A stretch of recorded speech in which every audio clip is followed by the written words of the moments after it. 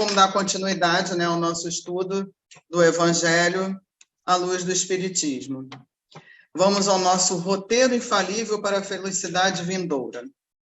Hoje vamos falar sobre os itens 18 e 19 do capítulo 8, cujo título é Bem-aventurados os que têm puro coração. Eu sempre inicio os estudos citando a frase que está na introdução do Evangelho segundo o Espiritismo, roteiro infalível para a felicidade vindoura. Por quê? Será que realmente sabemos por que estamos estudando tudo isso? O que nos leva a estudar o Evangelho? O que estamos fazendo aqui nesse estudo? Eu acho importante essa reflexão para que as palavras trazidas aqui por nós toda semana façam sentido em nossas vidas, no nosso dia a dia. Então, vamos nos situar um pouquinho, né? E olha por que eu falei que não foi por acaso que eu pedi ao Alberto para fazer a prece. Estamos todos na nossa caminhada evolutiva. Somos espíritos criados simples e ignorantes. Não somos perfeitos e nunca seremos como Deus, mas somos perfectíveis. Nos afastamos da nossa essência, da casa do Pai por escolha, ao aceitarmos a proposta da serpente de que não precisávamos de Deus, que éramos como Ele, lá na metáfora que consta no Antigo Testamento.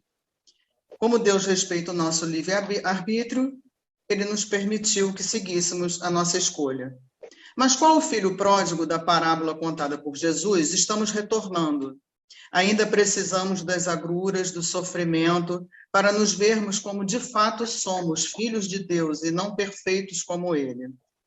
Está lá na questão 650 do Livro dos Espíritos, na Lei de Adoração. Origina-se de um sentimento inato à adoração ou é fruto de ensino? E os Espíritos respondem para Kardec, sentimento inato como da existência de Deus. A consciência da sua fraqueza leva o homem a curvar-se diante daquele que o pode proteger. Essa metáfora da experiência no deserto, ela é muito fecunda, porque nós somos sempre confrontados conosco mesmos, com as nossas esferas interiores. É quando também percebemos Deus, né? É quando nós estamos fragilizados. É usada muito sempre que há uma mudança a vir. Tanto que no Antigo Testamento como no Novo Testamento há várias citações de deserto, a começar pelo Êxodo, que é a caminhada do povo judeu no deserto, e por aí vai várias citações em que o deserto aparece, até mesmo o próprio Jesus, antes de começar o seu messianato, passa 40 dias no deserto. Às vezes... E Paulo de Tarso também, né? Sim, sempre que vai haver uma mudança, existe essa metáfora do deserto, entendeu? É o deserto espiritual, quando você faz um mergulho dentro de si mesmo e aí você entra em contato com a sua essência, né? Com o verdadeiro reino de Deus que está dentro de cada um de nós. Às vezes se torna difícil imaginarmos quais as razões que nos levam a viver e insistir em tão dura travessia deserto afora. No deserto não se pode parar sem concluir a jornada, mesmo quando os pés afundam na areia e o corpo pesa. Então, viajar é preciso. Mas, afinal, quais são as razões que nos levam a viver e insistir em tão dura travessia deserto afora? Porque a gente podia não estar fazendo nada disso aqui, estar deixando a vida nos levar, fazendo outras coisas, sem pensar em nada disso, né? O que nos parece mais claro é que o segredo para perseverar provém da convicção de que o deserto esconde para nosso alívio, refrigério e consolação um oásis em algum lugar. O próprio Saint-Exupéry, ele fala no Pequeno Príncipe, né, que o que torna agradável o deserto é que ele esconde em algum lugar um oásis. E aí eu volto a lembrar da questão 650 do Livro dos Espíritos, quer dizer, a gente só sente a necessidade da adoração a Deus quando nos sentimos fragilizados. Encontraremos o oásis, mataremos a sede e venceremos o deserto, o nosso deserto espiritual, bebendo, qual a mulher samaritana da parábola, a água viva da vida, que também estava no deserto, né, ao se encontrar com Jesus. Está lá em João, no capítulo 4, versículo 14. Mas aquele que beber da água que eu lhe der, nunca terá sede, porque a água que eu lhe der se fará nele uma fonte de água viva que salte para a vida eterna. E que água viva é essa? o Evangelho de Jesus. Por isso, nós estamos aqui estudando o Evangelho, no caso nosso, à luz da doutrina espírita. Vamos, então, à orientação que Jesus nos traz nesse capítulo que a gente está, né? A orientação sobre a forma de bem-aventurança trazida por ele. Lembrando que a ideia central dessa bem-aventurança, desse capítulo que a gente está estudando, é a pureza do coração, que é inseparável da simplicidade e da humildade. Disse o Cristo: deixai vir a mim as criancinhas. O que pretendia Jesus ao falar isso? Apresentaram-lhe então criancinhas, a fim de que ele as tocasse. E como seus discípulos afastassem com palavras rudes aqueles que as apresentavam, Jesus, vendo isso, zangou-se e lhes disse: deixai vir a mim as criancinhas, e não as impeçais, porque o reino dos céus é para aqueles que se lhes assemelham. Eu vos digo em verdade, todo aquele que não receber o reino de Deus como uma criança, nele não entrará. E as tendo abraçado, as abençoou, impondo-lhes as mãos. De novo, né? O que pretendia Jesus com o chamamento, deixai que venham a mim as criancinhas? Quando Jesus correlaciona a pureza de coração com as crianças, e que só assim verão a Deus, não significa que Deus não está presente na vida dos que não têm puro coração. Não, claro, não é isso. Até porque estamos todos mergulhados em Deus. Então é impossível esse tipo de coisa. Nós é que não percebemos Deus quando não temos o coração puro, leve, limpo. Quando o coração está banhado de impurezas, de ceticismo, de julgamentos, de inconformismos, ficamos cegos. Não vemos a finalidade do que está acontecendo. E quando eu estou cego para Deus, eu estou cego para mim e estou cego para o outro. Jesus compara a pureza ao estado da infância. A espontaneidade que caracteriza a criança é uma ferramenta essencial para adentrarmos no reino dos céus. Com o crescimento, normalmente há uma gradual perda da espontaneidade. Os valores do mundo, as convenções culturais, a malícia peculiar dos adultos vão fazendo gradativamente com que essa sinceridade ingênua que nos caracteriza na infância comece aos poucos a ser sufocada. E a espontaneidade, como expressão natural dos sentimentos infantis, ela tem uma relação direta com outro estado da alma, que é a confiança. Se você é inseguro, você não conseguirá ser espontâneo. E a confiança, vamos lembrar que ela está diretamente ligada à fé. Então, se eu sou insegura, eu não tenho confiança, nem em mim, nem em ninguém, muito menos em Deus, ou seja, eu não tenho fé. E por isso que a espontaneidade está relacionada à confiança. A criança, quando vai atravessar uma rua, ela dá a mão ao pai para atravessar porque ela confia no pai. Se ela não confiasse, ela não faria isso. Quando Jesus exalta a limpeza de coração, ele está ensinando a virtude necessária para vivermos confiantes. Foi no desenrolar da nossa vida que aprendemos a desconfiar. Nós não nascemos assim. Então, essas palavras de Jesus não continham um simples chamamento dirigido às crianças, mas também o das almas que gravitam nas regiões inferiores, onde o infortúnio desconhece a esperança. Vimos lá no início que quando estamos fragilizados, nos colocamos no lugar de filhos, nos aproximamos de Deus. Então, essa analogia que eu fiz do filho confiar no pai e dar a mão para atravessar a rua, é a mesma que a gente faz nossa em relação a Deus, como filhos dele. Né? Quando a gente está confiante, quando a gente tem fé, a gente busca ele. Ele parece dizer, Jesus parece nos dizer assim, só chegaremos a Deus, ou seja, esse ver a Deus, que é a continuidade dessa bem-aventurança, né? Somente os puros de coração verão a Deus, se estivermos desarmados da prepotência, da malícia e da descrença que aprendemos na vida adulta. Então, significa dizer, em resumo, né, que a entrada no reino de Deus é decorrente da simplicidade e da humildade do espírito. O reino de Deus não vem com aparências externas, ele é fruto de um árduo trabalho de reformulação interior. Lá no item 19 está assim: deixai venham a mim as criancinhas, pois tenho leite que fortalece os fracos. Deixai venham a mim todos os que tímidos e débeis necessitam de amparo e consolação. Deixai venham a mim os ignorantes, para que eu os esclareça. Deixai venham a mim todos os que sofrem, a multidão dos aflitos e dos infortunados. Eu lhes ensinarei o grande remédio que suaviza os males da vida e lhes revelarei o segredo da cura de suas feridas.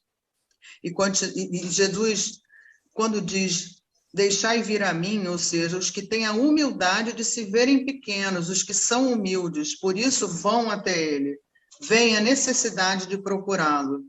Pureza de coração, então, é coração inteiro, sem julgamento. Para a gente perceber Deus, nós precisamos nos colocar como filhos de Deus que somos, na nossa pequenez. Sempre que estamos na inconformação, na queixa, na reclamação, da não perfeição de tudo e de todos, até porque a gente quer controlar tudo, a gente se afasta da nossa essência, se afasta do próximo, consequentemente se afasta de Deus. Quando queremos ser infalíveis, perfeitos, contrariamos o princípio da humildade. Está lá no capítulo 7, o capítulo que a gente estudou anteriormente, no item 6, nos pobres de espírito. Será o maior no reino dos céus aquele que se humilhar e se fizer pequeno como uma criança. Isto é, que nenhuma pretensão alimentar a superioridade ou a infalibilidade. Então, quando nós nos afastamos de Deus, achamos que não precisamos dele, lá no início, como eu comentei, por isso eu comecei lá atrás, na questão do nosso afastamento, né, da casa do Pai, foi porque a gente achava que não precisava dele, que nós éramos tal qual ele, então nós não precisávamos mais da ajuda dele. Essa foi a grande proposta da serpente, né? A árvore do conhecimento. E aí nós nos julgamos autossuficientes e fomos nos afastando. E toda vez que a gente está frágil, assim como uma criança busca o pai, a gente busca o nosso pai, porque essa é a nossa essência. Então está dentro da gente essa necessidade de retorno à casa do pai. E qual é esse remédio que ele se refere aqui, né? Que é o bálsamo soberano, que possui tão grande virtude que se aplica a todas as chagas do coração e as cicatriza. É o amor, a caridade.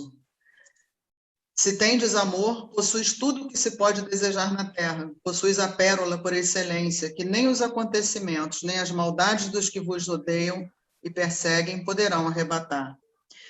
Diz o Espírito Protetor, em Bordeaux, 1861, é um trecho do item 19. Meu Pai, que a tua vontade se faça e não a minha. Se te apraz experimentar-me pela dor e pelas tribulações, bendito sejas, porquanto é para meu bem, eu sei que a tua mão sobre mim se abate. Se é do teu agrado, Senhor, ter piedade da tua criatura fraca, dar-lhe ao coração as alegrias sãs, bendito sejas ainda. Mas faze que o amor divino não lhe fique amodorrado na alma, que incessantemente faça subir aos teus pés o testemunho do seu reconhecimento. Emmanuel, no livro Religião dos Espíritos, capítulo 11, intitulado Pureza, fala que o processo de purificação do coração significa purificar o nosso olhar. Como que nós olhamos para nós? Sem preconceito? Olhamos para nosso irmão com olhar puro, sem julgamentos, vendo-os como irmãos? Ter o coração puro é a gente poder reconhecer a presença divina na gente, no outro e em tudo que nos rodeia. Nós temos mais facilidade de reconhecer a presença divina na natureza. Mas quando se trata do outro, e às vezes até mesmo de nós temos um pouco mais de dificuldade. Por quê? A gente só olha para a imperfeição. Aí a gente se separa um dos outros. O olhar julgador nos afasta da nossa essência.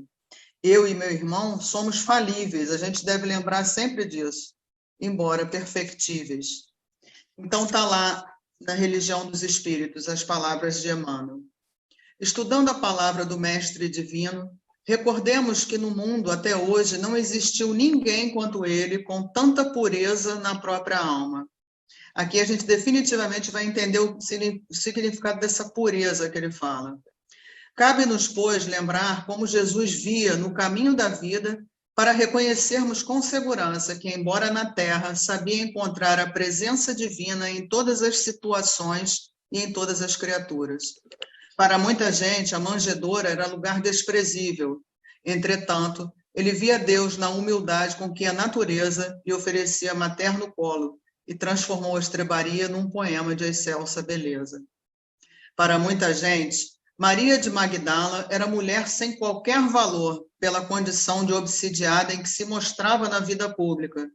No entanto, ele via Deus naquele coração feminino ralado de sofrimento e converteu-a em mensageira da celeste ressurreição. Para muita gente, Simão Pedro era homem rude e inconstante, indigno de maior consideração.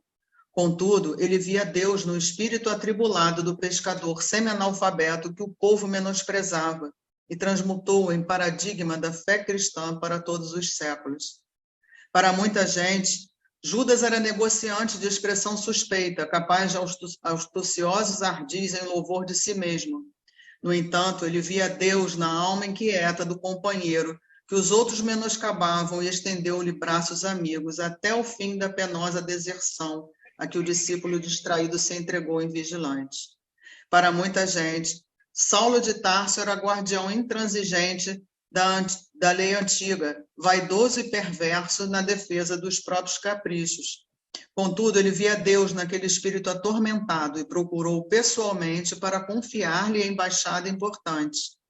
Se purificares assim o coração, identificarás a presença de Deus em toda parte, compreendendo que a esperança do Criador não esmorece em criatura alguma, e perceberás que a maldade e o crime são apenas espinheiro e lama que envolve o campo da alma, o brilhante divino que virá fatalmente à luz.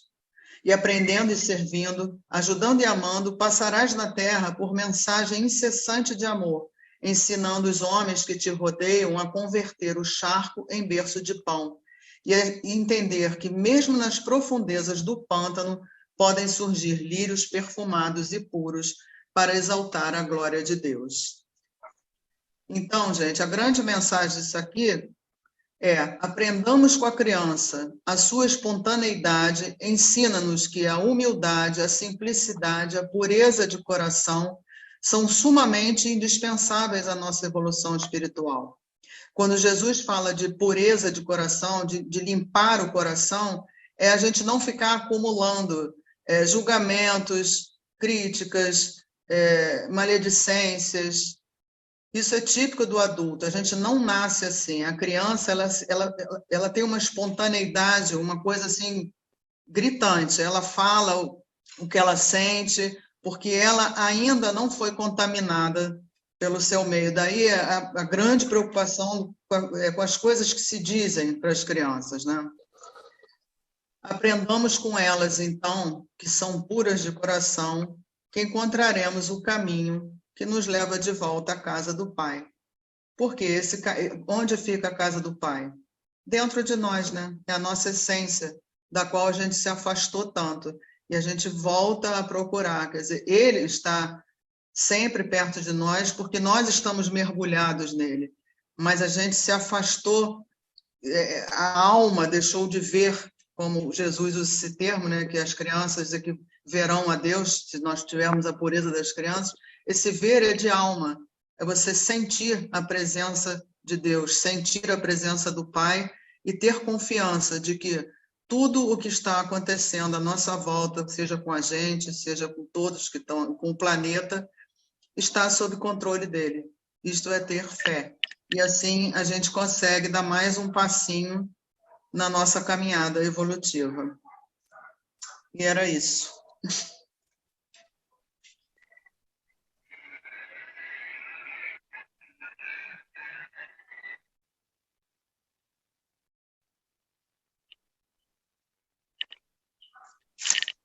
Ué, a Jane entrou? Oi, Jane.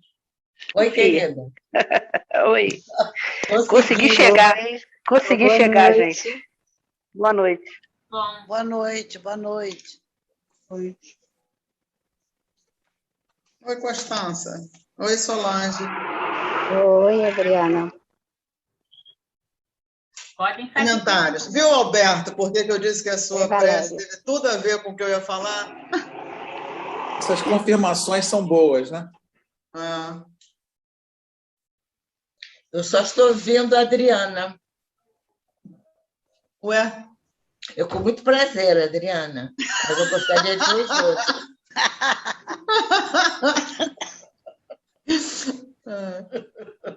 Ué, mas por que você está só me vendo? É alguma coisa aí na sua tela.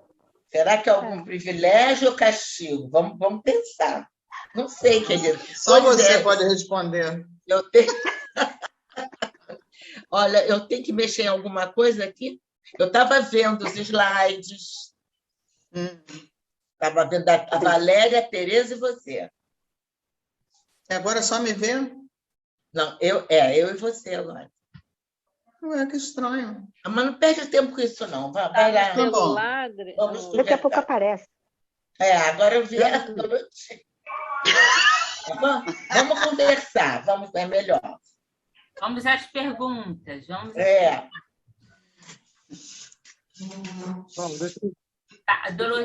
Deixa eu falar. Não, que a Jane, se tiver no celular, dependendo da tela que ela tá, só aparece quem fala. No notebook. Eu não sei. Esse texto, esse estudo me fez lembrar quando a gente, como conhecimento é importante para a gente não ter preconceito, não ter certas atitudes. E aí eu vou para um outro campo que não tem nada a ver com o espiritismo. Eu dava aula para autista, né?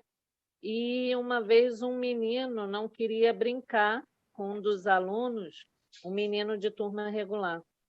E ele falou que um jovem tinha falado para ele que se ele brincasse com uma criança especial, ele ia pegar a deficiência dele.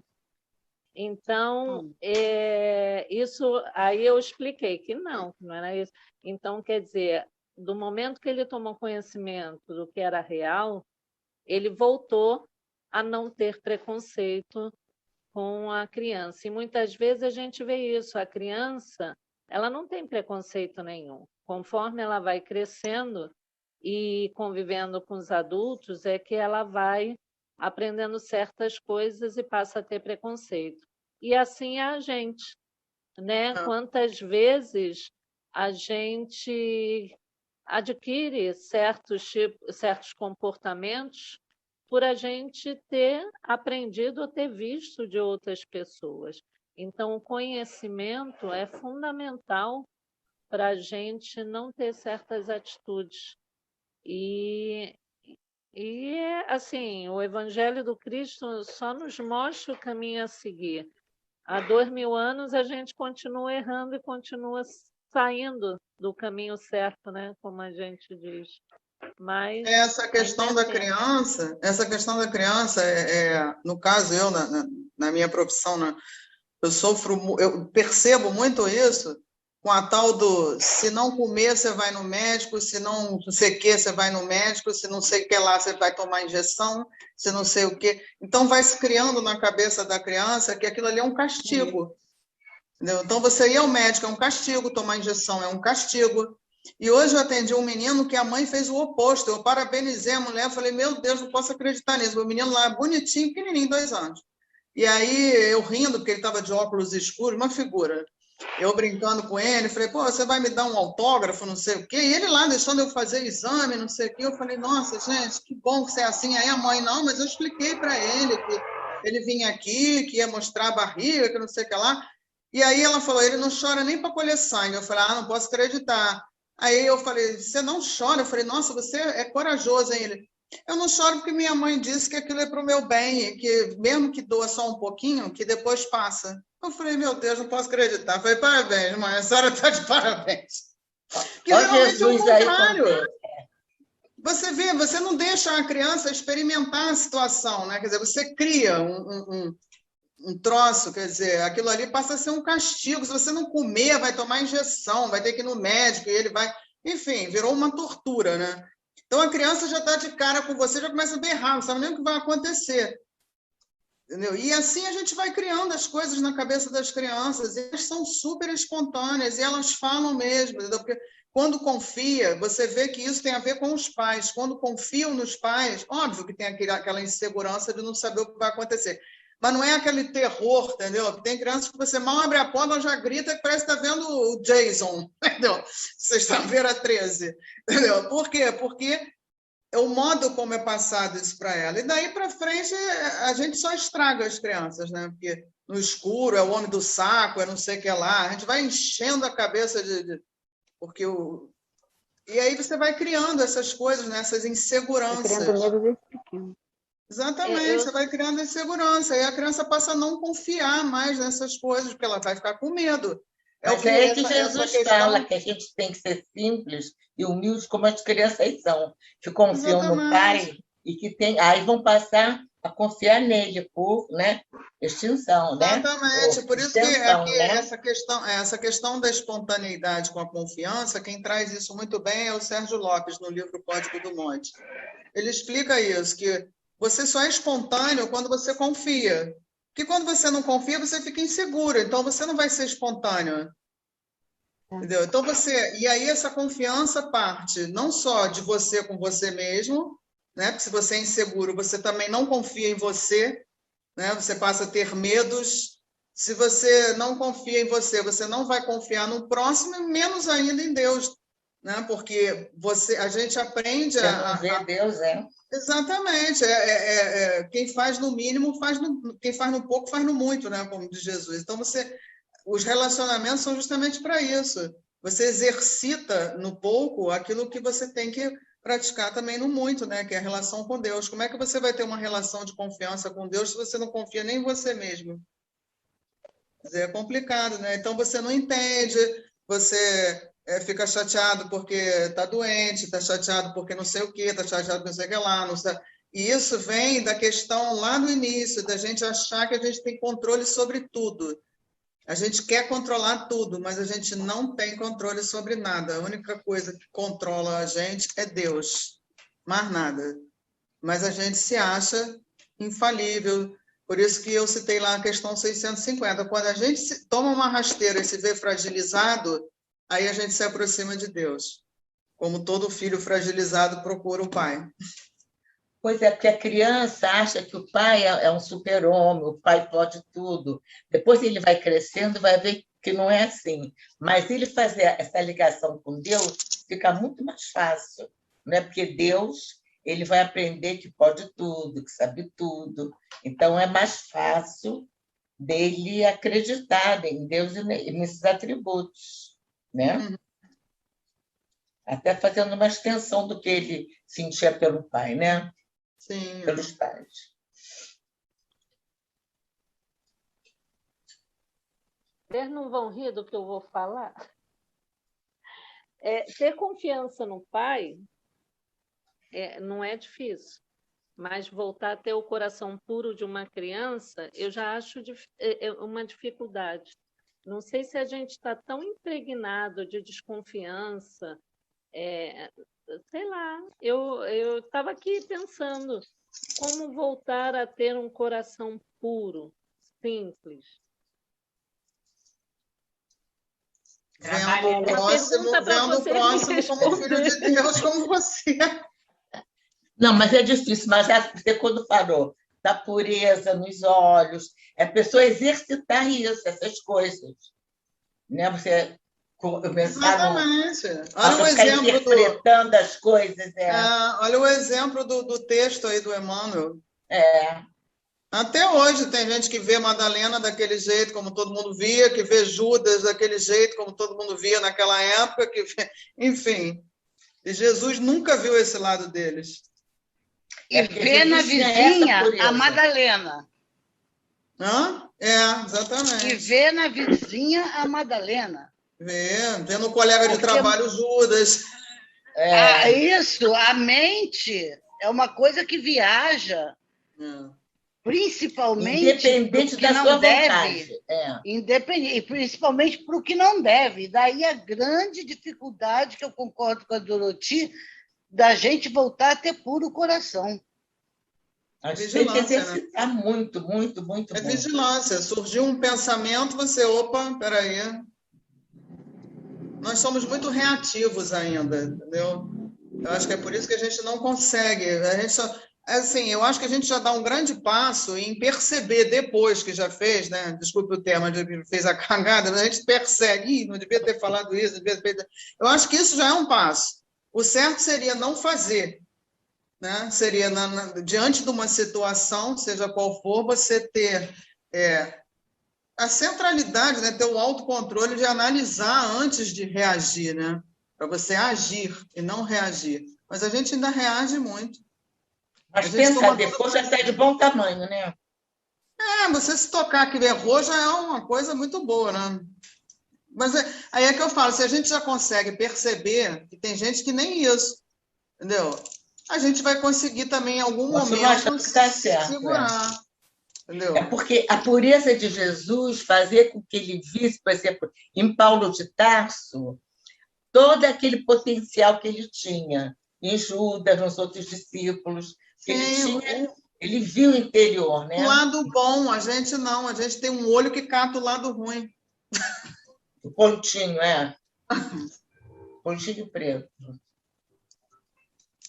Mas eu acho que todo mundo, o lado bom e o lado ruim. A gente tem a tendência a ver os defeitos, a priorizar os defeitos, valorizar os defeitos. Todo mundo tem virtude, né? E Jesus tinha essa capacidade de ver, olha, além dos defeitos, entre aspas, ele tinha essa capacidade de ver que ali tinha... Ele viu o potencial que a pessoa tinha, né? Ele ainda ia desenvolver. Vamos cavar, vamos esculpir aí essa pedrinha aí que a gente vai achar lá o brilho dela, né? É a nossa tendência. Estou ouvindo falar, né, agora, né, fazendo essas citações, né, de Emmanuel. Por exemplo, essa história da gente acreditar. A gente, ao longo do nosso desenvolvimento, dizendo uma porção de coisa, acontecendo uma porção de coisa para a gente. Agora, recentemente, essa questão da pandemia. Olha, o terror que tocaram no início dessa pandemia foi de enlouquecer todo mundo. Foi de enlouquecer todo mundo. Hoje, todo mundo já está mais zen, né? Já está todo mundo mais compreendendo melhor, né? Com menos. Mas o início disso, né? A mídia, os próprios canais, ninguém conhecia, ninguém sabia direito o que era isso, o horror que foi implantado em função desse vírus, da pandemia. Foi uma coisa horrorosa. E agora é que as pessoas estão se soltando um pouco, né? Mas foi muito difícil, né? E a gente acredita muito nas coisas que vão jogando para a gente. No primeiro momento, a gente absorve aquilo tudo. Depois a gente vai pensando, poxa, será que é assim mesmo? Será que é tudo isso? Né? Que eu tenho que fazer? Eu acho que é normal. Eu acho que houve um impacto também por não saber direito do que se tratava, né? Mas eu acho assim, diante de tudo, é claro que vai nos alarmar. Qualquer coisa estranha, qualquer coisa que sai da nossa rotina, da normalidade, daquilo que a gente chama de normalidade, né? Ela nos estressa. Qualquer coisa que saia do nosso controle, né? Que vai mudar. Foi uma coisa que teve que se mudar a rotina, né? As pessoas tiveram que ter um novo comportamento. Eu acho que se a gente olhar aí talvez entre um pouquinho assim, é um outro aspecto que eu quero levantar daquilo que a Glória colocou. Ela disse que houve assim, que alarmou. Claro, alarmou todo mundo, mas alarmou a situação, né? Mas, assim, se nós observarmos um pouco de fora, fazendo um apanhado para termos um entendimento melhor das coisas, aquilo nos informou muito. O trabalho da mídia nos informou muito. E nós podemos Sim. fazer as nossas escolhas a partir do que foi colocado na mídia, né? Que foi o que nos ajudou o trabalho que a mídia teve em relação à questão das entrevistas, inúmeras entrevistas diariamente com médicos, com cientistas, com pesquisadores, com pessoas que podem nos explicar, que puderam nos orientar como deveríamos nos comportar, o que deveríamos fazer, o que não deveríamos fazer. Então, para mim, não alarmou, para mim, me acalmou no sentido de me instruir para que eu pudesse saber como me comportar diante de uma coisa que nós não estamos habituados, pelo menos nessa existência, né, a ter contato, né, numa pandemia. Não sei se já passei por outra, provavelmente, mas não me recordo. Então, essa eu acho que foi de extrema importância, porque senão eu acho que nós estávamos...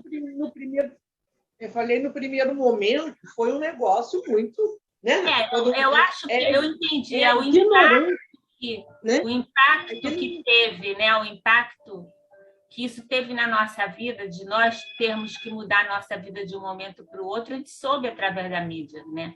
Então, eu acho que isso é que nos impactou, né? A partir de agora, a gente vai ter que ficar em casa, não vai poder sair, não vai poder fazer isso, vai poder fazer aquilo, tal, né? Fecha e tal. Então, mudou, realmente mudou. Mas até mesmo a reação que cada um teve diante da forma como isso foi passado tem a ver com o que a gente está falando. Porque se eu confio, se eu tenho fé, se eu sei que tudo está sob controle de Deus, eu tenho que fazer a minha parte, mas não desesperar. Eu acho que em cima do que a Glória falou, muita gente se desesperou. Nós temos que analisar, ver o que eles estão fazendo. Uma coisa é você tomar ciência da situação e fazer a sua parte. Outra coisa é você desesperar, porque o desespero não te leva a nada. Você não faz nada que te acrescente, nem a você, nem a ninguém, né? O desespero levou, o desespero criou a pandemia paralela, que é a doença mental. Né? A pandemia paralela. Eu acho que foi muito pior do que a própria pandemia. Está sendo ainda, né? Está sendo. Suicídio aumentou, depressão, tudo aumentou. Com certeza. Aquela questão da gente ignorar, né? Bom, eu digo assim, no primeiro momento, a gente ignorar o que era isso que estava chegando, o que estava passando, e muita gente se desesperou, realmente, por não ter de não estar de mão dada com o pai. Né? Sim, segurança. Que não estava de mão dada. As pessoas sozinhas, que moravam sozinhas, né? Sim. Foi horrível. Tem gente que estava acompanhada e que eu fui doente. Tinha. Hoje, que está completamente desequilibrado. Às vezes eu fico... eu sempre cito isso. Eu escuto quase todo dia aquele programa, a Rádio Rio de Janeiro, de meio-dia às 2 horas da tarde. Bom, o que você ouve ali de gente desesperada, de gente que se desequilibrou completamente. Mas eles conseguem tranquilizar, não é, Glória? Eles falam na pandemia de uma maneira tranquila, não é? Assim, claro, eles... acalmando. Exatamente. Até orientando. Né? Orientando, claro.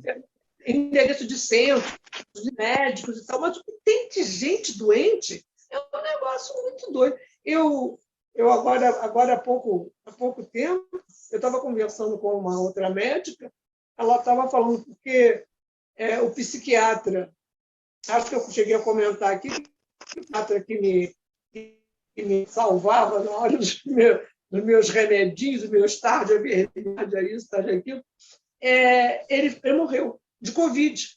Bom, diz que ela disse que até ele morreu trabalhando, né? Porque adoeceu e 10 dias depois morreu. Imagina como é o estado dessas pessoas que estavam ali agarradas com ele. Psicologicamente, né? Eu rezo para esse homem todo santo dia. Eu digo, esse espírito de criatura não deve ter nem paz. Porque imagina um psiquiatra que estava com o consultório lotado, que a última vez que eu passei por lá para pegar um medicamento, aliás, uma receita,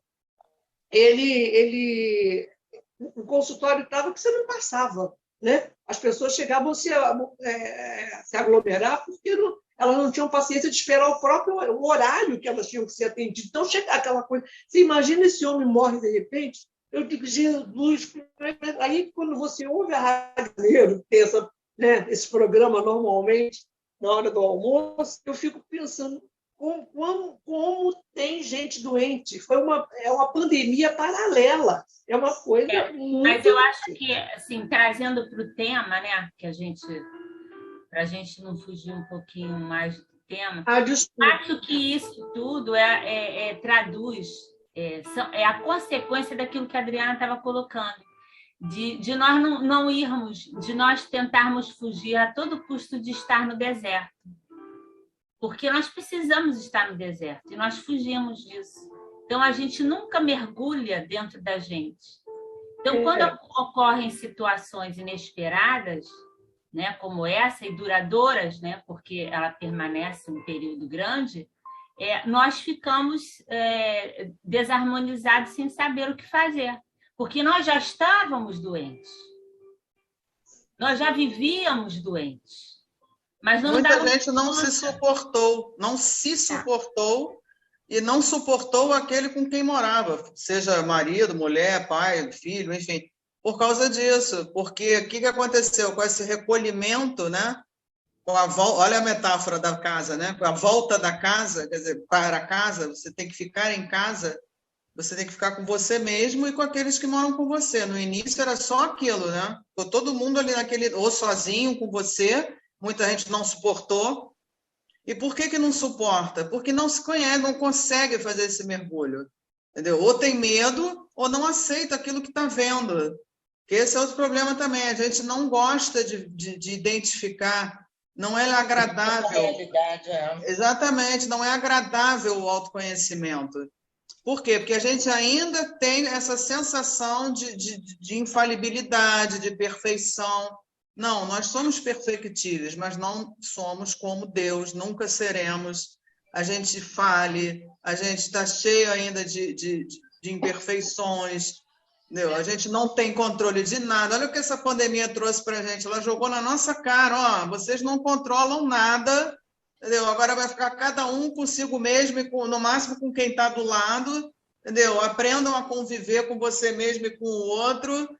E muita gente não suportou, vários casamentos acabaram, muita gente suicidou, muita gente está aí mentalmente desequilibrada por causa disso.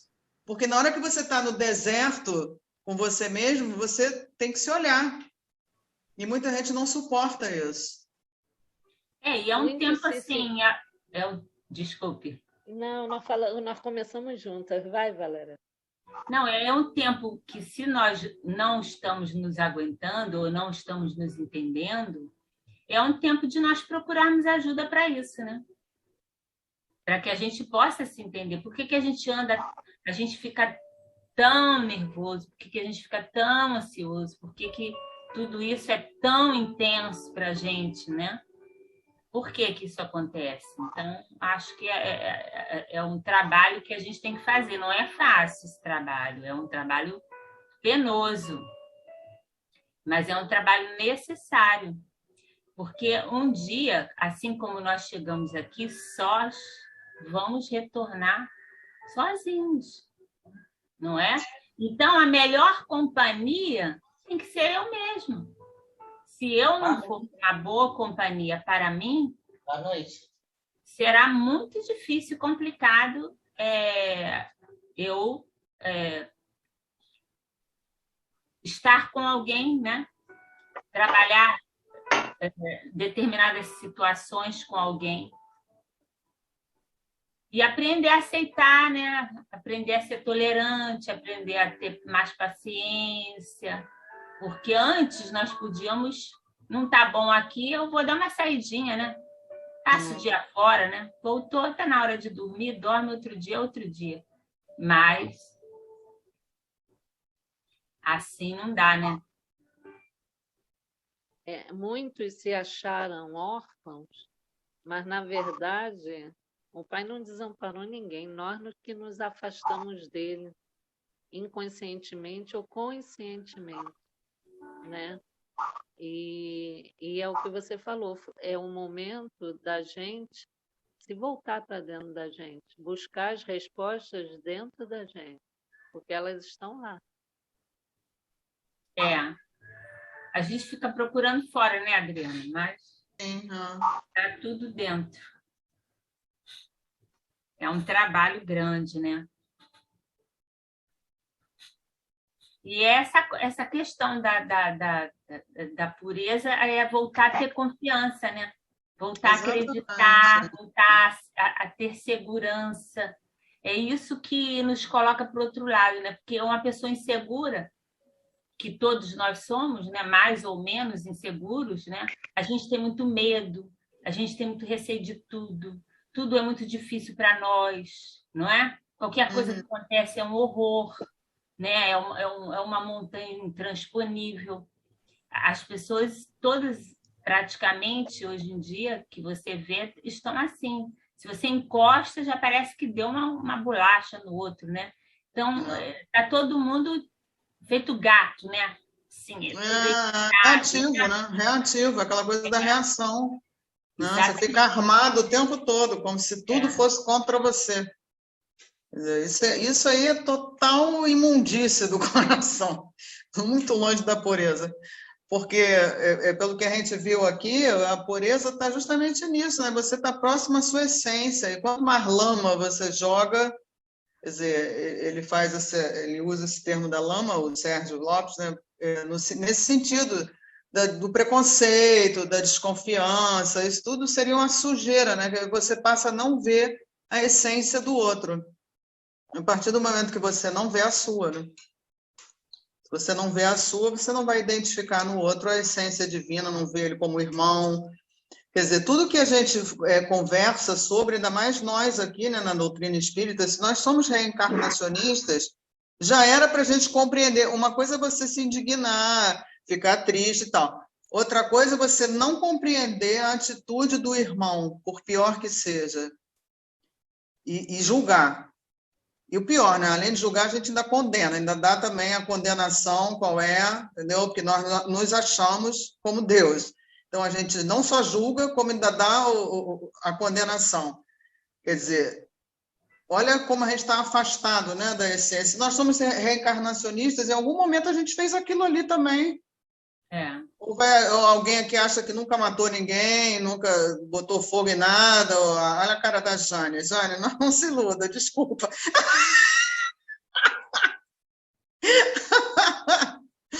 Essas pessoas tão boazinhas. Nascemos santos todos, né? Tudo assim. Imagina. Entendeu? É difícil, então, né? É um trabalho difícil. Às vezes você está ali... vamos dizer assim, convivendo com pessoas, né, que trazem muitas dificuldades para você, né? Agora, é difícil, é doloroso, é complicado, mas a gente também tem que ver isso como uma forma de nos testar, né? De testar se nós já aprendemos aquilo, se nós já estamos compreendendo mais, já estamos tendo mais empatia, se já estamos sabendo calar mais diante. Porque há coisas que não dá para você discutir, né? Embora, às vezes, a pessoa até queira discutir, brigar com você, né? Mas a gente sempre poderá ficar calado, né? Falou tudo, Valéria. Né? Eu passo por essas situações... Eu passo por essas situações muito, mas, graças a Deus, eu estou aprendendo a calar mesmo, porque, ainda mais com a consequência dessa pandemia, eu estou conseguindo entender que a pessoa, além de já ser uma pessoa reativa normalmente, mas parece que está mais ainda. E aí a gente tem que ter um jogo de cintura ao mesmo tempo que ter o entendimento do que você estava falando. E hoje, e essa semana mesmo, acho que foi ontem ou anteontem, a Heloísa postou no grupo uma questão justamente da escutatória. Muito bom. Tem que escutar e falar menos.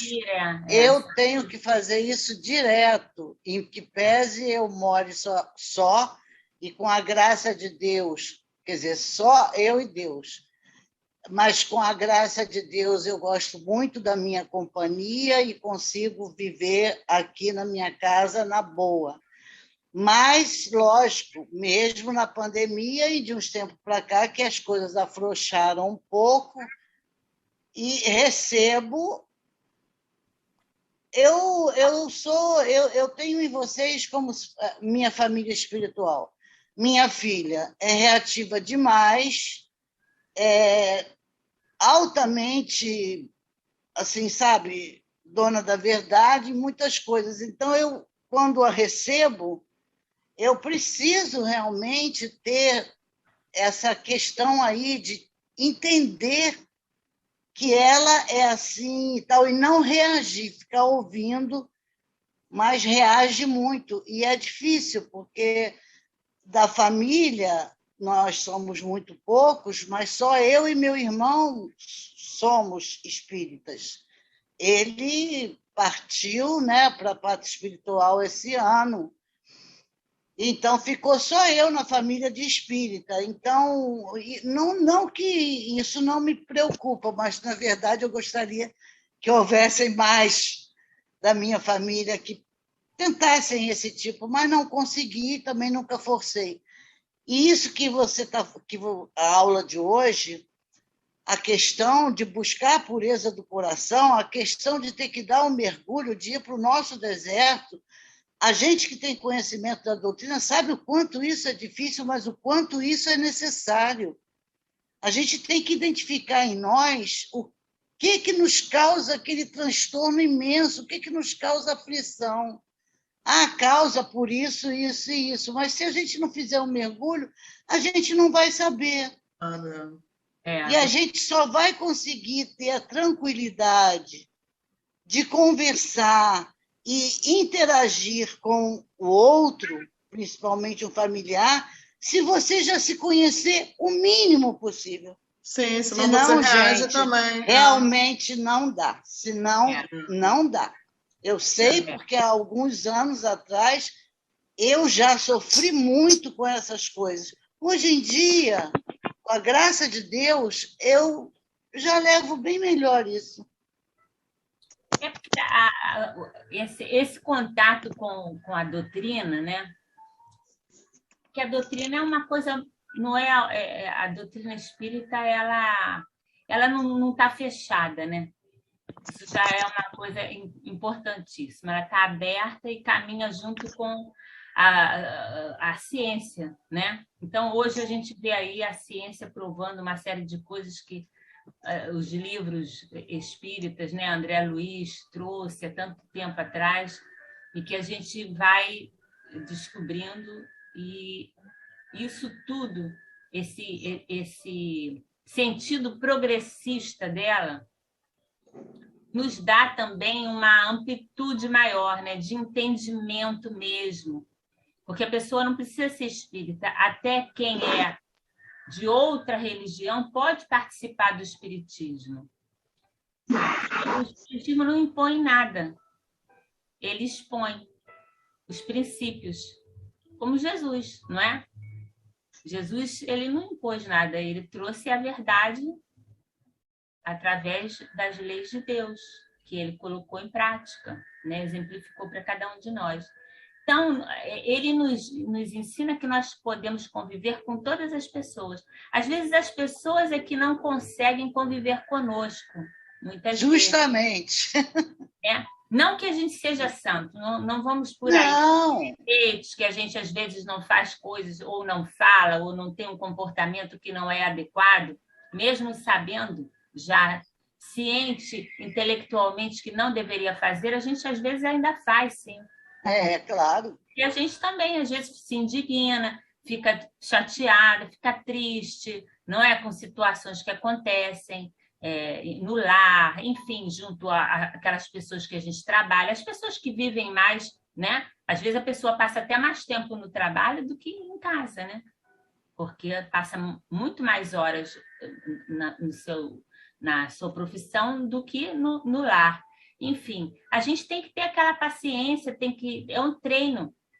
E agora a gente percebe que muitas pessoas elas não gostam do jeito de nós sermos, porque, de alguma forma, eu digo nós sermos, não eu, Valéria, ou Adriana, ou Jane, ou Tereza, ou qualquer um de nós, mas do jeito que a doutrina espírita nos diz que devemos ser, né? Que é como Jesus falou que deveríamos ser, amar o seu próximo, como a si mesmo. Não importa se ele é o que ele seja, né? Se ele é uma pessoa, seja lá, eu não vou nem nominar, qualquer coisa que seja, nós entendermos, não vamos conseguir amar a todos, mas vamos compreender. E como nós temos uma atitude mais, vamos dizer assim... racional. Também. Racional por um lado. Racional, e também tem empatia pelo outro, né?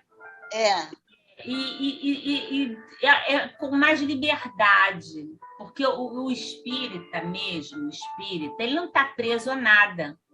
Ele não está preso, ele não está circunscrito a um templo, a um local, porque ele sabe que Deus habita nele. Nós não precisamos estar em algum local para saber que estamos sendo ajudados, que estamos sendo amparados, que existe um trabalho espiritual que nos favorece. A pandemia mostrou isso. Exato. Mesmo que a gente nem peça. A gente pede, mas mesmo que a gente não peça, existe um favorecimento a todos nós, não espíritas, a toda a humanidade. Então, nós entendemos isso, mas algumas pessoas não entendem isso. E elas não lidam bem com essa liberdade que existe naquele verdadeiro espírita, que entendeu o que é a doutrina. A doutrina é de livre pensamento. Você tem aqui aceitar aqueles princípios que são as leis divinas. Mas não está mais amarrado a nada. Então, às vezes, você não é uma pessoa bem vista, vamos dizer assim, porque, de alguma forma, pelas atitudes, cada um de nós faz o outro mudar. Ou faz o outro ver que precisa mudar. E quando ele não quer mudar, ele não gosta do que a gente faz. Isso. Então, há uma reação, entendeu? Então, se ele tiver alguém que goste para implicar, ele vai implicar com você. Tá? Tirar você do sério, de desequilibrar, mas você... Não é assim que eles falam? Mas você não é espírita? Exatamente. Exatamente, então, fica provocando. Provoca. Às vezes nem fala, mas provoca. Ou guarda para si. E quando a gente fala alguma coisa, a pessoa reage. Porque ela não está vendo a gente. Ela está vendo o que ela projeta na gente. E quer que a gente faça. É que nem uma mãe, ou um pai, ou os pais, que tem um filho e querem que o filho seja médico. Estou dando um exemplo. Mas o filho quer ser engenheiro. Ele nasceu para cálculo, enfim... E você fica ali tentando manipular, né? Consegue. Às vezes pode conseguir. Se você conseguir, você vai transformar o seu filho em alguém feliz. Esse exemplo que eu dei aqui é por conta do estudo de hoje. Sim. Por conta de que há necessidade mesmo da gente se mergulharmos em nós mesmos, né? Gente, não tem saída. Não. É a reforma íntima. Não tem outra saída. Pelo menos eu vejo assim. E como é que você vai fazê-la se você não deixar um tempo E a cada dia ou a cada mês, não sei. Isso vai de cada um. Dia, né? Eu acho que a cada dia, eu acho que é a cada dia. Acho que é a cada instante, porque a gente é posto em provação toda hora. A providência divina coloca situações na frente da gente, que é para a gente parar e ver por que eu reajo assim, por que isso me incomoda, que nós... E não, a gente vai indo. Por que eu dei aquela resposta para fulano? O que houve comigo? Aí para tudo. Tem que ser assim. Por que fulano me irrita tanto, não é? Por que ele me irrita sério? Só quando ele já olha para mim, já me tira do sério. Então, a gente tem que perguntar isso para a gente. Por que a gente é tão reativo? Por que a gente... E tem que dedicar, né, Valéria, o tempo para aquilo. Quase que imediatamente quando ocorre. E esse tempo, às vezes, é a gente da distância, né? Às vezes a gente não pode... Eu estou lembrando da semana passada que a gente falou isso da distância, né? Qual a medicação? Da distância. Eu dou distância. A gente dá distância. Às vezes a gente não pode dar distância física, né? Mas dá mental. Exatamente. Dá distância psicológica. Isso, exatamente. Então, senão você pira. Para a gente respirar, para a gente poder traçar uma estratégia, para poder saber lidar com aquela pessoa. Porque aquela pessoa está na tua vida, ela está doente. Assim também como nós podemos estar doentes. Isso, né? Sim. Temos que investigar, não estamos Qualquer falando do outro, né? A gente está falando da gente. A gente tem que dar um tempo para poder ver o que a gente pode identificar na gente para poder se tratar. Aonde é que eu estou adoecida? O que me incomoda? Porque é isso. Porque o problema não está no outro. O problema está em mim. Por que a pessoa me irrita? Porque eu me irrito com ela. É alguma coisa que eu vejo nela. Ela é um espelho, sei lá, ou tem alguma coisa que eu não gosto, não quero ver, me irrita. Eu tenho que descobrir, porque eu é que vou ter que trabalhar aquilo. Se aquela outra pessoa não quiser continuar sendo o que ela é, quiser continuar fazendo o que ela faz, eu não tenho domínio sobre ela, mas eu tenho que ter sobre mim. Isso. Né? E aí talvez a necessidade da distância, não podendo ser física ou podendo, ok, mas a mental, a psicológica, senão você literalmente perde uma noite de sono. É verdade. E aí se isso se torna uma constante, aí é que a gente tem que ver, né? Essa coisa da pureza também é você se ver frágil, é você se perceber alguém que está inseguro naquele momento, está passando um momento difícil, doloroso, que precisa de ajuda. Não é? Às vezes a gente precisa de ajuda, às vezes um amigo, uma amiga nos dá ajuda, de um diálogo, de uma conversa. Verdade. Às vezes não é o suficiente. A gente tem que procurar um profissional para que ele nos oriente, para que ele nos ajude a colocar para fora, às vezes, o que uma outra pessoa amiga não consegue, porque às vezes também é delicado, né? As relações são delicadas. Então, você precisa de alguém neutro para que você possa se enxergar, né? E há muito preconceito com isso, né? De você não buscar ajuda. Então, fica achando, eu sou espírita, o espiritismo me dá todos os meios para que eu possa resolver. Não é por aí, não. Ele dá. Mas não é só isso. Você, às vezes, você não tem é que saber capaz, usar. não é? Você precisa de uma ajuda. Se você tem uma dor de cabeça todo dia, você tem que tomar um remédio para tirar a dor, mas você tem que descobrir por que você tem aquela dor, qual é a causa daquela dor, que é diária. Então, você toma analgésico, mas você precisa procurar a origem.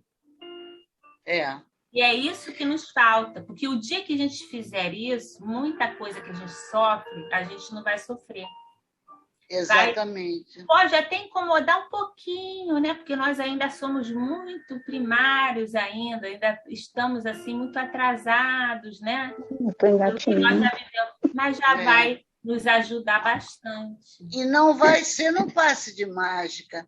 Mas a gente sabe, né, que, como está sendo colocado hoje, à medida que a gente vai se conhecendo, vai tentando eliminar uma série de coisas. Você reconhece, sabe? Conhece o que é que te faz mal, por que aquilo te faz, porque você tem aquilo lá dentro, em algum lugar.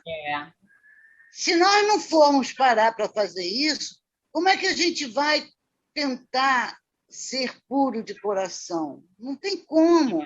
Não tem como.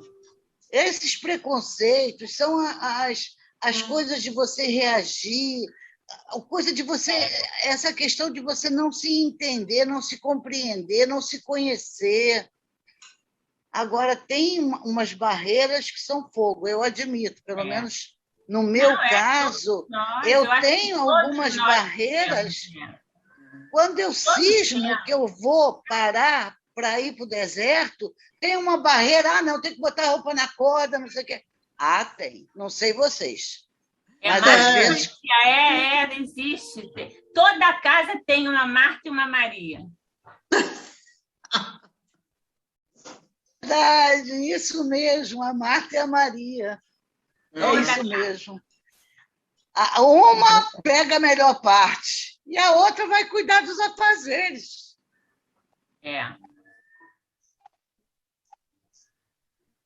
É complicado. É complicado, é um processo. É a questão lá do Santo Agostinho, né? Todo dia você tem que parar, como é que foi hoje o meu dia, o que eu fiz, o que eu senti, por que eu reagi, por que eu não reagi, por que eu chorei, enfim, você tem que se autoavaliar todo dia. E todo dia a mesma coisa. E, em geral, se a gente parar para prestar atenção, em geral, as situações, para cada um, porque cada um tem um calo, vamos dizer assim, elas se repetem. Entendeu? Então, se o seu problema é, sei lá, paciência, é igual aquele... Tem um texto, né, que fala isso, quer dizer, eu pedi paciência, Deus me deu. Enfim, ele vai dando um instrumento, né, para você trabalhar aquilo. Quanto mais cuidado com o que você pede. Exatamente. Quanto mais a gente precisa de alguma coisa, mais aquilo acontece na nossa vida. Sim. Adriana? Oi. Constância. Tudo bem? Tudo bom. Dá para escutar, né? Vem cá, ali no... Dá, né? No começo da aula, você fez uma correlação entre coração puro e fé. Tipo assim, né? Estava falando. A gente vai resolver... Quer dizer, eu não sei, eu queria saber como é que seria. Um coração puro, uma fé maior, mas também quem não tem um coração puro tem uma fé grande. Como é que seria essa correlação? Eu fiquei meio aqui na dúvida. É porque quando você tem um coração puro, você não é inseguro, porque a pureza de coração pressupõe que você está conectado com a sua essência divina. Se você se enxerga como filho de Deus, como tendo a essência divina, você enxerga o próximo também tendo, e obviamente você se enxerga como filho de Deus. Isso é ter o coração puro, é ver em tudo Deus, natureza, o próximo, eu, tá? Então, a partir do momento que você tem o coração puro, você não é inseguro, porque você consegue ver Deus. Por isso que fala, por isso que a bem-aventurança é você ser puro de... As crianças vão... puro de coração como as crianças, verão a Deus. Esse verão não é de olho, né? Vão ver de alma, sentem a presença de Deus. Entendeu? Então, a partir do momento que você sente a presença de Deus, você confia. E confiança e fé são duas palavras que vêm do mesmo radical. Entendeu? Por isso que ele faz essa correlação. Quem faz essa correlação... Na verdade, outros autores também fazem, porque eu peguei do Sérgio Lopes. Mas você correlaciona confiança com fé, porque fé tem o mesmo radical de origem de confiança. Você tem um relacionamento com Deus. Tudo é um relacionamento. Por isso que a gente faz aquela coisa do pequeno para o grande, é porque você aprende com você e com o próximo a se relacionar com Deus. E o relacionamento pressupõe essa confiança, entendeu? Isso é que é ter fé. Então, se eu confio no Pai, se eu tenho um coração puro, eu não sou inseguro, automaticamente eu confio no Pai. Entendeu? Então, eu tenho fé. Se eu tenho um coração impuro, vamos dizer assim, para as sujeiras, entre aspas, do mundo, ou seja, eu sou preconceituosa, eu acho que está tudo fora de controle, entendeu? Eu acho que a gente não tem mais salvação, enfim. Se eu vejo as coisas sujas só, eu não tenho essa pureza, eu não tenho fé.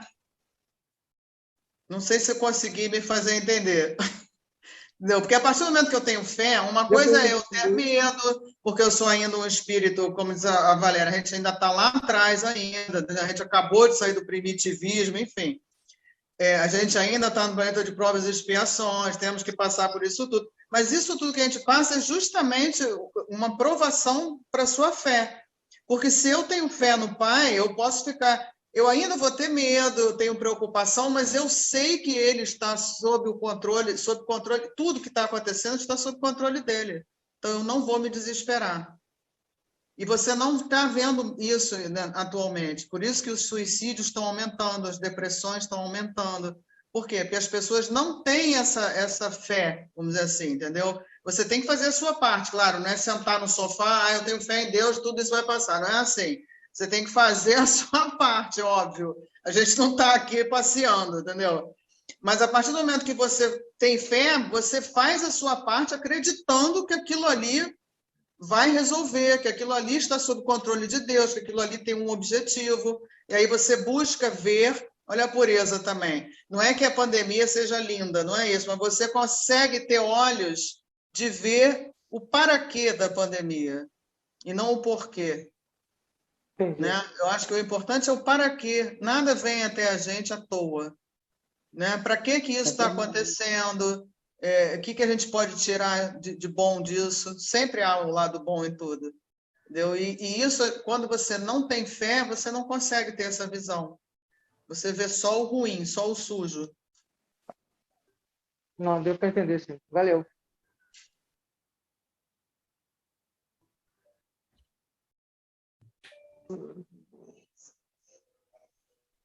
Às vezes, muitos de nós dizemos ter fé, mas quando tudo corre bem, né, para a gente, né?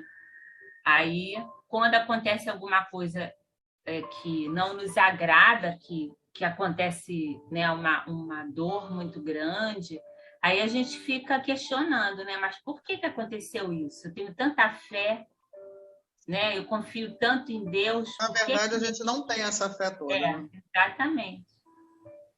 Aí... Por isso que a gente ainda tem que sofrer, ainda tem que passar por essas coisas todas. Né? O sofrimento nada mais é do que um empurrão para a gente para volta para o caminho. Não, Jesus já mostrou o caminho. O que você está indo para lá? Aí vai puxa você. Vai por aqui, criatura. Aí daqui a pouco você vai para lá de novo. Volta. E essa questão da gente ter fé, eu não sei se vocês pensam assim, ou se já ocorreu assim, de vocês com alguém.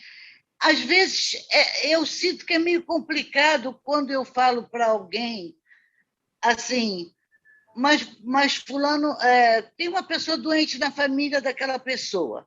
Aí eu digo, você não está orando, não está pedindo a Deus? Entrega a Deus. Aí tem gente que eu não posso falar isso. Porque a pessoa pensa que eu estou dizendo que não sei o que ela pensa. Entrega porque a Deus. A maioria das pessoas. Deixa para lá. Meu Deus. Sabe o que acontece, Tereza? As pessoas ainda correlacionam. Por isso que eu falei brincando, mas é sério a coisa de ficar sentado no sofá. As pessoas ainda ouvem essa frase, entrega a Deus, como você não fazer nada. Entendeu? Tipo, entrega a Deus. Aí Isso você mesmo. fica assim, né? É isso. Muita gente tem esse tipo de raciocínio. Então, quando você fala, você não tem fé, entrega nas mãos de Deus, não significa que você não vai levar, a pessoa está doente, não significa que não é para levar no hospital, nem não é para cuidar, não. Tem que cuidar, mas você tem que ter fé também. Só que quando você fala em Deus, muita gente escuta dessa forma. Né? Pois é, por isso que tem gente que eu não posso falar isso. Queria saber se com vocês também. Exatamente. Eu tenho cuidado por causa disso, porque eu sei que muita gente... É igual a palavra resignação. A gente vai até estudar, por acaso é até eu que vou dar esse estudo, resignação e obediência. Muita gente não gosta dessa palavra resignação, porque acha que resignação é inatividade, quando não é. Não é inação, entendeu? É você compreender que aquilo ali tem um objetivo e você agir de acordo com... Não é ficar sentado, né? Entrega nas mãos de Deus, aí você fica sentado só orando. Não, não é isso, mas muita gente ainda vê assim. Então eu também tenho receio.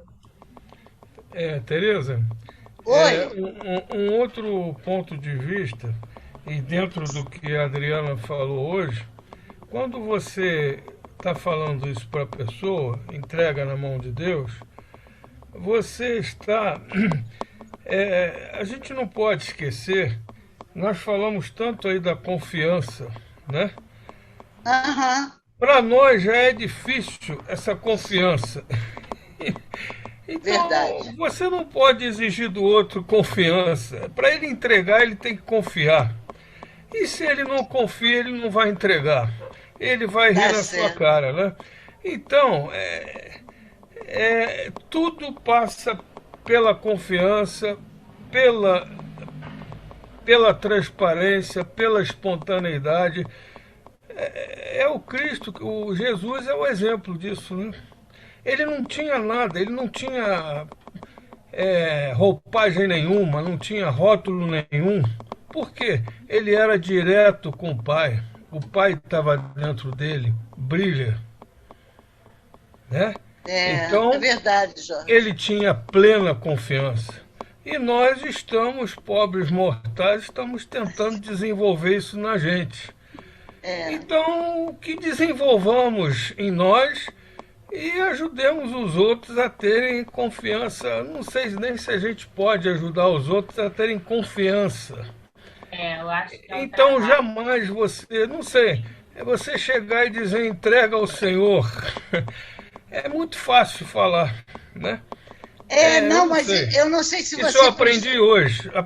Não, eu concordo plenamente, mas eu não sei se você ouviu o anterior, a minha sentença anterior. Eu disse, eu falando para a pessoa, mas você não está orando, não está pedindo, então entrega a Deus. Eu costumo falar dessa forma, eu simplesmente não digo entrega a Deus.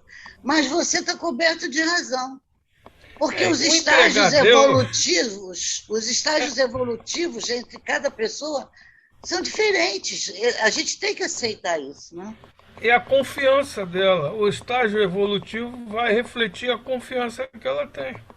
É verdade. Então, é complicado. Assim como falarmos com as pessoas, às vezes, somos espíritas, e às vezes a outra pessoa não é espírita. Não sei, de repente, tenta tirar a sua roupa de espírita e fala com ela sem essa roupa, nua e crua, bota seu coração à mostra. Perfeito. Então, agora uma ilustraçãozinha aqui, falou tanto em deserto, essa metáfora do deserto eu acho fantástica, né? É uma coisa que... eu, por acaso, antes de ontem, assisti um filme antigo, e que eu deixo a dica para vocês. 7 anos no Tibete. Adoro, com Brad Pitt. Com Brad Pitt, novinho. Eu vi 2 vezes. Transformação, né? E ali mostra o caminho do deserto, né? Até ele chegar lá em Potala, o caminho que os dois passam no deserto, né? O aprendizado. E aquele negócio, você não pode parar no deserto. Só para no deserto quem não pensa no oásis, quem não tem um projeto, né? E se parar muito você não tempo, morre. você é coberto pela areia. É coberto pela areia. Já era. É isso aí. Essa metáfora é ótima, e isso somos nós, né? Se a gente não acreditasse nesse oásis, né? nesse tanque com a água viva, a gente não estaria no deserto caminhando. Fomos feitos para isso, né? Essa é a nossa destinação. Né? Sim. O Jorge me fez lembrar uma frase, eu não sei se é de André Luiz ou de Emmanuel, mas que diz que a gente não pode esperar que os outros ajam, né? É mais ou menos isso, não é com essas palavras, não. A gente não pode esperar que os outros ajam de um jeito que a gente mesmo ainda não age. Como esperar do outro um posicionamento melhor se a gente ainda não conseguiu atingir esse melhor? E é o que a Teresa falou, cada um está num estágio, né? E a gente ainda precisa aprender tanto. Por isso que no início, aquela hora eu falei assim, ter o coração puro. Eu acho tão difícil. Não é porque eu sou preconceituosa, julgo os outros, não, ao contrário, eu tento não ter preconceito, não julgar, mas a pureza do coração é tão sublime que eu ainda sinto essa dificuldade de atingir. E é aquilo, não dá para esperar que o outro tenha a pureza de coração se eu mesmo ainda não atingir. É muito difícil mesmo. Nós temos ainda muitas encarnações. Mas é bom, é difícil, mas é bom. Mas por isso que a gente sabe porque quando a gente passa, né? Quando a gente passa um momento muito difícil, e cada um sabe o que é difícil, né? Para si, né? Porque não são coisas Até iguais. isso é curioso, né? Até isso é interessante. Você vai observar, um lida com uma coisa que para você é difícil, para mim é fácil. E aí, uma outra coisa que para você é fácil, para mim é horrível, o fim do mundo. Quer dizer, cada um está num aprendizado, né? Com certeza. É por isso que eu falei, e as situações vão se repetindo. Aquilo que para mim é difícil vai ficar toda hora acontecendo, até eu aprender. Entendeu? E aí eu tenho que prestar atenção nisso. Por isso que eu falo, a gente não é uma vez por mês, é todo instante, todo instante. Você abriu a porta de casa, já vai encontrar o vizinho, já vai alguma coisa no elevador, quando sair na rua já vai acontecer alguma coisa, você tem que ficar prestando atenção nas suas reações, no que você sente, no que você vê. Entendeu? E eu acho que essa pandemia, embora muita gente não tenha aproveitado isso, essa pandemia nos trouxe muito essa possibilidade, justamente porque desacelerou. Adriana, não precisa abrir a porta de casa, já tem dentro de casa. Antes de abrir a porta, você já está. Não, com certeza. É porque moro só eu e meu filho, não é tão complicado, mas tem gente que tem um monte de gente em casa, basta abrir o olho, né? E outra coisa, Teresa,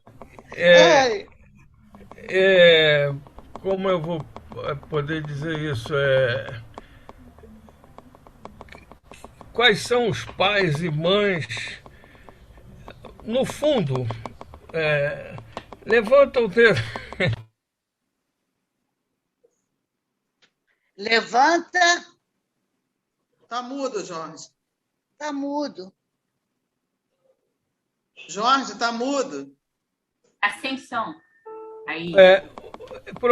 Problemas de pai, relacionamento com filhos, filha. Quando você começa a fazer, por exemplo, a terapia de grupo, você acha que só você que... Você vai ver, todo mundo tem os mesmos problemas. É impressionante. Entendeu? Então... Agora, não é mole, não. Existem desde que o mundo é mundo, né? Eu te entendo no fundo do meu coração. E assim como outros também devem entender lá no fundinho do seu coração. Jorge, estamos juntos. É isso aí. Muito material para a gente pensar e refletir, né? Trabalhar. Vamos ter assim buscar ter uma semana de aprendizado com isso que a gente falou aqui. Né? Colocando em prática. Na verdade, o evangelho todo é isso o tempo todo, né? Porque nada mais é do que o roteiro, né? Você tem que fazer o quê para continuar andando? Isso, isso e isso. A gente já conhece intelectualmente há milênios. Acha lindo, chora nos filmes de Jesus, acha fantástico, mas não faz nem um oitavo. É verdade. Precisamos ter mais atitude, né? Exatamente. Fazer mais do que falar. Porque a coisa no intelectual, tenho certeza que todo mundo aqui é capaz de dizer até os capítulos do Evangelho segundo o Espiritismo, quais são, do que se refere, o que trata. Mas e aí? Na hora do vamos ver, será que a gente usa tudo? Eu acho que o coração puro é a nossa meta, e nós estamos evoluindo. Primeiro a gente errou e não percebia o erro. Sim. Depois a gente começa a perceber o erro. Depois a gente começa, no pensamento, a errar. Aí você começa a afastar no pensamento, até que vai chegar o dia que a gente não vai nem pensar. A gente vai agir com natureza natural. Sim, é um processo. É isso, Alberto. Por isso que a gente não pode perder as oportunidades, né? Porque as oportunidades aparecem a todo instante exatamente para isso. Graças a Deus. Né? A gente só tem que ter sensibilidade para identificar essas possibilidades diárias o tempo todo. Né? É estar atento. Né? Acho que a gente tem. E ter em mente, essa é a nossa melhor encarnação. Isso. Com certeza. Já deve ter tido coisa pior aí para frente. Por mais difícil que pareça, é a nossa melhor encarnação. Com certeza. Já vamos nos aproximando da nossa hora.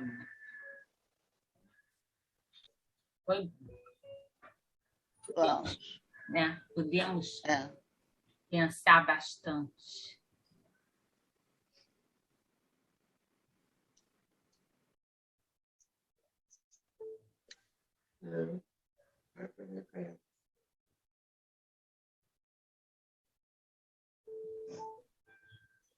Quando você quiser fazer sua prece. Pode encerrar, então? Quando você quiser. Então tá, então vamos. Graças a Deus, graças a Jesus. Gratos também estamos a toda a espiritualidade que nos envolve, nos intui, que possamos levar conosco durante os nossos dias, nossa caminhada, tudo que aqui foi falado, tudo que foi trocado, para que a gente consiga dar mais um passo adiante no nosso deserto, na nossa grande caminhada evolutiva. Obrigada, Senhor, por mais esta oportunidade de estarmos juntos. Graças a Deus, graças a Ti, Jesus. Que assim seja. Graças a Deus. Obrigada, Adriana. Nada. Obrigada, foi ótimo. Eu que agradeço, adorei esse estudo. Obrigado, Adriana. Obrigadão. Obrigada. Obrigada, Adriana. Um abraço a todos. Parabenizar mais uma vez a Adriana e a Solange. E a Solange, que mais jovens essa semana. Já vai voltar o assunto da idade. Parabéns, saúde. Muito obrigada. Alegrias e realizações. Obrigado. Eu adorei todas as felicitações recebidas. Parabéns. Beijo, Solange. Beijos. Obrigada. Tchau, gente. Boa noite. Tchau. Boa semana para todos vocês. Boa semana. Tchau, tchau. Boa semana. Obrigada. Boa semana. Boa semana a todos. Obrigada. Eu vou assistir a gravação. Obrigado. Eu não consegui assistir a palestra, então eu vou assistir a gravação. Só consegui assistir o depois. Hoje também tive dificuldade. Muita dificuldade para entrar. Mas vou assistir a gravação mesmo. Obrigada. Tchau, gente. Boa noite. Valéria, hoje eu não assisti a tua aulinha da Adriana, porque minha artrose hoje estava danada. Ah, meu Deus. Melhoras para você, querida. Tá? Obrigada. Fica com Deus. Tá. Um beijo. Beijo. Um beijinho da Adriana também. Obrigada.